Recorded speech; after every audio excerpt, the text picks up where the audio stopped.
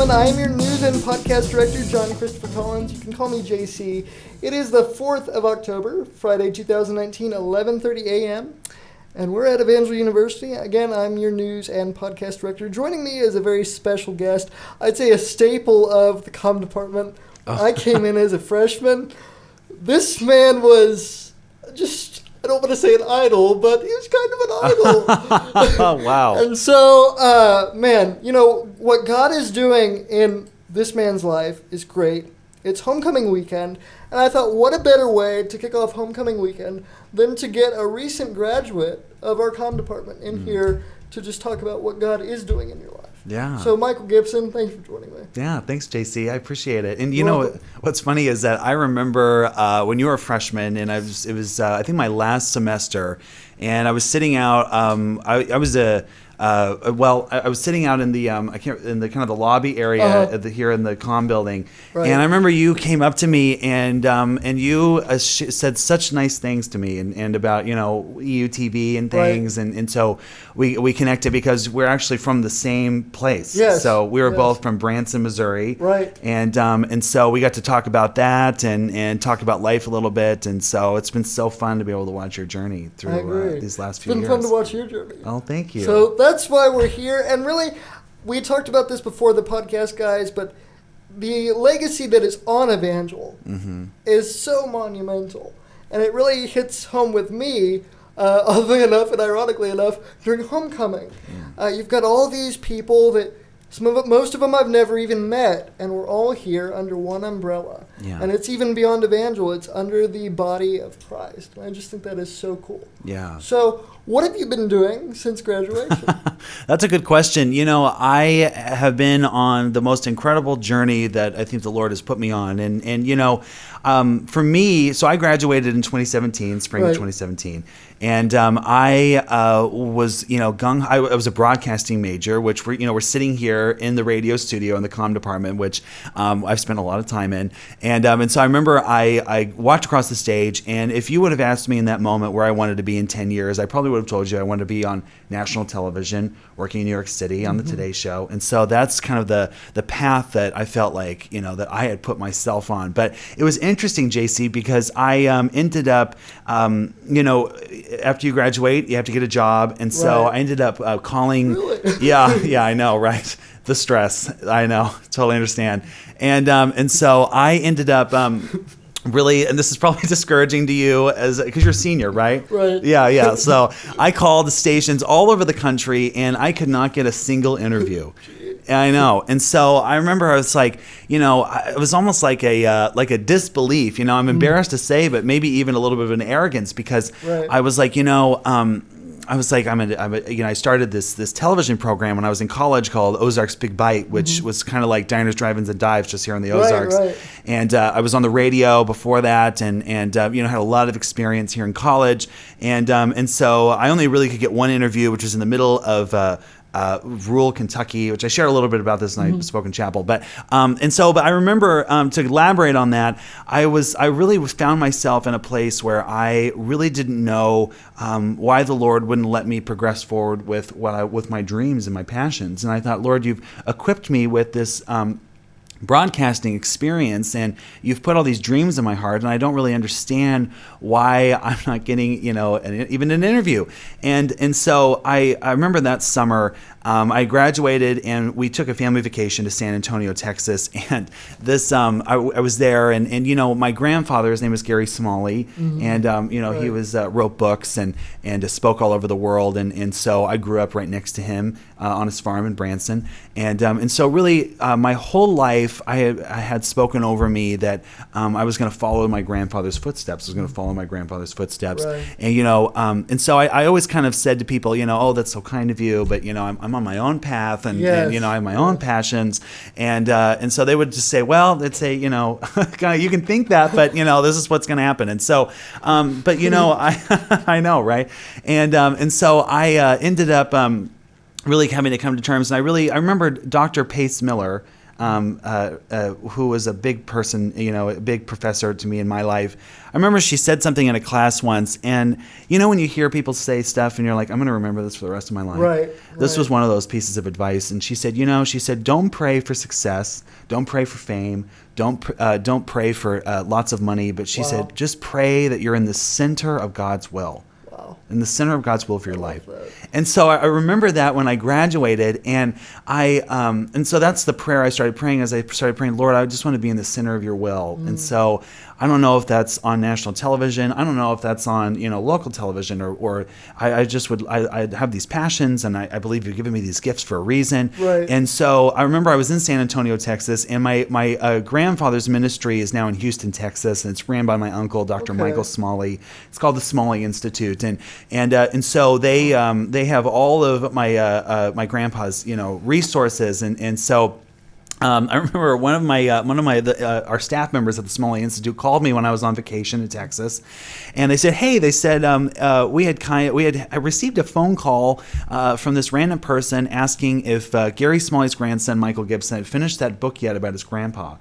And what's crazy is I felt like the Lord had put in my heart that I should write a book about my grandpa, about his legacy, to pass down to our generation, my grandfather's wisdom. And so I hadn't shared that with anybody. And so I was receiving this phone call, and I was like, that's really crazy. And so I said, no, I don't have a book. And the lady was like, well, she was like, this person seemed really, really like, adamant that you had this book. And so I said, no, I don't have a book. And so she said, if you think of something, just call me back and I'll be sure to let the customer know. And so I was like, well, that was weird. And so get this, 2 weeks later, I got a phone call from a different staff member at the Smalley Institute saying, this time it was a guy, hey, Michael, we had this gentleman call in asking if Michael Gibson had finished that book yet about his grandpa. Random phone calls. And I was just like, man. And I said, no, I don't have a book. And the person said, well, the person sounded really adamant that you had this. And we really, we really think that, did you ever do something with your grandpa when you were a kid that, maybe they were referring to? And I said, no, I never did. And so really that was the moment where I really felt like God had put me in the center of his will for my life. And I felt like I had direction. And so I ended up calling a good friend of mine. His name is Dr. Les Parrott. He's an author and speaker out of Seattle, Washington, in marriage and family. Knew my grandpa really well. And I said, Les, he's written like 30 books. And I said, Les, I have this book, or this idea for a book, and you might hate it. But he just totally came alive on the phone. And he said, I think this is a great idea. You really should write this book. And so it was really cool because I think between the time of graduating and really going through that summer, really trying to figure out where my place was and where the Lord was going to put me, and I really considered it to be a failure. I felt like the Lord really said, listen, you don't have to be afraid of failure because I've got you in the palm of my hand. And so it's amazing how he's, been able to propel me forward. And so from the writing of that book, I ended up writing the book. It's called Real Life Love, Saying Goodbye to the Fairy Tale and Hello to True Relationships. And it's about the 7 things my grandpa taught me about how to have healthy relationships. And so from there, I've started speaking, and I'd love to keep writing, but it's funny because I always dreamed of being on television, and so kind of my next big dream is I'm really working on how can I return to television, but in the space that God's called me to be. So so that's what I'm kind of excited about. Man. So that's a long answer to your question. No, you're good. Yeah. Now, do you do the public speaking pretty regularly then? I do. Okay. Yeah.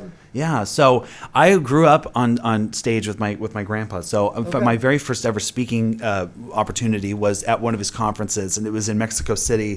There was 10,000 people in this arena, and he was like, "Hey, you're speaking tonight." And so I was like, "Oh my gosh!" I was like 10 years old, and I was like, "I don't think I should qualify for this."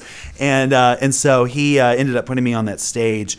And I remember from there I was hooked, and so I've really been speaking my whole life, but that's the other big thing, the aspect of this path that the Lord has me on is I've always loved speaking. I haven't really spoken publicly really since my grandpa passed away, and so but the fact that I've been able to return to that and actually enjoy doing it. In fact, it's probably one of my favorite parts of my quote unquote job right now is speaking. So I really, really enjoy it. Awesome. Yeah. And you have no idea how much that ministers to me to hear just what you said, taking your passions and being like, God, where do you want me to use these? Yeah. So that's a big thing for me, because I think often at least for myself, I can't speak for everyone listening to this, we get these passions and we're like, okay, God, I want to do this with it, I want to do this with it, I want to do this. Instead of going, God, okay, I have these, I feel like you've given them to me, I'm good at these, what do you want me to do with it? Yeah. It was really, really good. Oh, thanks, JC. I appreciate it. Yeah, I think that's, for students listening, I feel like being on the other side of graduation and, almost 3 years removed from graduation, that's the one thing I think that we all have our own plans, but really I think that, and, part of the I guess part of the difficulty that I had with this whole process and I guess feeling like I had all these dreams and passions and I think sometimes I would kind of feel like, why do I have these passions, or Lord, why did you give me these opportunities if I'm not going to be able to use them? Right. But what I think it is I think you've nailed it on the head, whereas I think that the Lord gives you these passions for a reason, but sometimes the place He puts us in to be able to use those doesn't really look like the picture that we painted for ourselves. Right. Right. And so, but believe me, God's picture is way better than your picture. And so, good. So, and that's kind of what I'm still having to remember, because, I think that once we get somewhere, I think the Lord wants to use this in not just one space, but as many spaces as we can be. And so life is full of changes, and life is full of being able to, I guess be okay with change and being comfortable with being in a picture that looks different than what you thought. So awesome. I think that is your next book, God's Picture. yeah, I like that. That's good. That's good. Well, I'll have to dedicate it to you, JC. Seriously, because, it's conversation. Yeah, you guys, when we think about what God has given to us, and you listen to the opportunities that Michael has had, I really think what hits it for me, Michael, is that what you're doing, it's not about you. And you've not only honored God, you've honored your grandfather and his legacy and his friends and colleagues. That's so powerful. And I think, and I really hope that we can come to understand, because President Taylor talks about it all the time. I mean, we hear about legacy here at Evangel so often.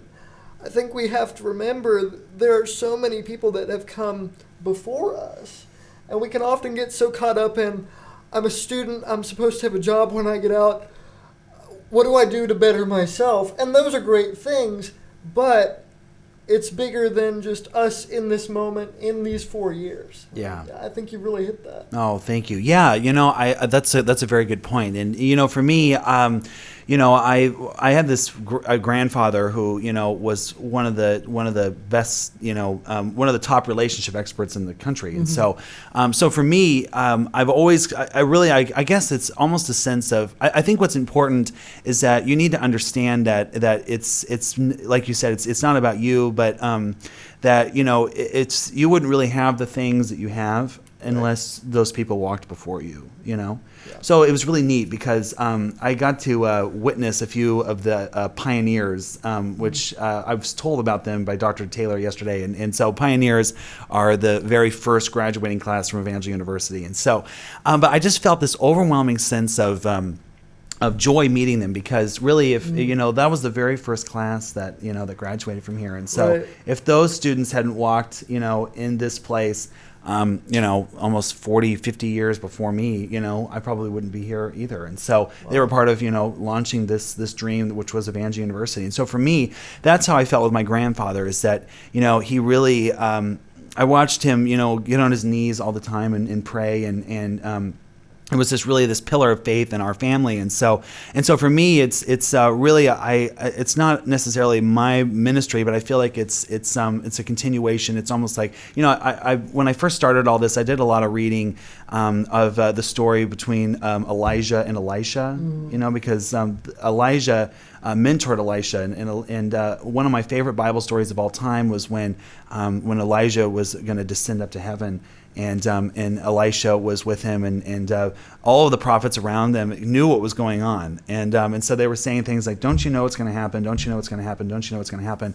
And so trying to discourage Elisha from following in the footsteps of Elijah. Right. And so the time comes, and so they cross the Jordan River. And Elijah has this incredible experience where he descends up into heaven in chariots of fire, and it's just like this unbelievable scene, and Elisha still is on the ground, but what's amazing is that when Elisha is taken up into heaven in these amazing chariots of fire, his robe falls down onto the ground, and Elisha picks it up. And he wraps it around, and he slaps the Jordan River, and the Jordan River separates, and he continues on to his ministry. Right, and so wow. for me, that would be, I guess, that's kind of where I feel like, not to say that my grandpa and I are Elijah and Elisha, I mean, not even close. But for me, like, that was such a good interpretation to me of kind of what I feel like God's called me to do. And so right. I feel like I've kind of picked up, the robe and the mantle and trying to continue on. And so, but I think if you can understand, because every single one of us are in the place we're in because somebody's legacy allowed us to be able to be there. And so I think when you look at that and the humbleness of that, and then also knowing that you're there because God's put you there, for me that's kind of been a main theme of the things that I've been doing. So cool. Yeah. Now, to kind of give this a little bit of originality, because you've been answering a lot of questions the past few days, yeah, you've done some appearances, I want to ask you not what your advice is to students, not necessarily what your favorite memory of Evangel is, but what is on your heart right now that you would like to say? That's a really good question. I would say probably and you said talk about originality, but I shared a little bit about this in chapel, but I feel like I feel like for us, especially our generation, millennials and Gen Z, I think that because college has been such a big part of our culture, right? I think that for all of us, in fact, this is including me. The reason why we come to college is because the society tells us to get a college degree because that'll open up the door to get a job, and so I feel like we kind of get into this place of just kind of breezing by, and I think that when you're around, when you're around greatness all the time, I feel like you kind of become numb to the great things that are happening. And so for me, that's the kind of the trap that I fell into here, because it's funny walking on campus, and I parked kind of in the place I used to park, and and I walked to this building and the path that I've taken hundreds of times to come to class, and one of the things I was thinking about on the way here was, man, I wish I would have gotten more involved. Yeah. And and because I was involved in the comm department, but right. There was so many other opportunities here at Evangel for me to get involved in, and I feel like I was so focused on got to graduate, got to get this exam done, got to get this paper done. Right. I never really took the time to really say, what does the Lord have for me here at Evangel? And so which is, I feel like. I was talking to my mom yesterday, and I talked a little bit about this in chapel, but she was like, what do you mean? She was like, you were super involved. You're involved in the radio, and you're involved in EUTV, and you're involved in a bunch of different things within. But I realized that you're in this place, and you live here, and it's surrounded by an incredible community of men and women who love God, and right. and so I feel like there was an opportunity to be able to be involved more, like with I lived in the dorm my senior year, the people on my floor, and so I just want to say that don't, and be sure to embrace this place that you're in, and don't fall into the trap that I fell into, where you're wanting to get out of here, and so take the time to be able to actually experience it and weave yourself into the fabric that is Evangel University, because as I travel around, I get the chance to go to a lot of other liberal arts Christian schools, and they talk about all these incredible programs and all these incredible opportunities, and I was like, man, where was I? Because I know Evangel had all this stuff, and so and I realized the people that are around you in this place and really help you, propel you to accomplish your dreams. Right. And so, but you have to be able to let them do that. And that can be friends, that can be professors, and that can be, even staff members. And so be sure to, don't waste this time, because it's extremely important. And I remember somebody told me when I first came here that they said, your college journey is going to be done like that. It's going to be over so quickly. And so it really is true. So that's some wisdom, I guess, 3 years removed. So. That's good. That's good. And what you just said, it's so, I just keep coming back to ironic, prophetic, just different things in my head. A few days ago, I was in the Joust, and freshman, sophomore year, I spent a lot of time over in the radio studio. We're in the podcast area right now. But I was in the studio, and I'd do live shows from like 5:30 to 7 o'clock at night. I was having a lot of fun, and I was doing those things. I was in the Joust a few days back.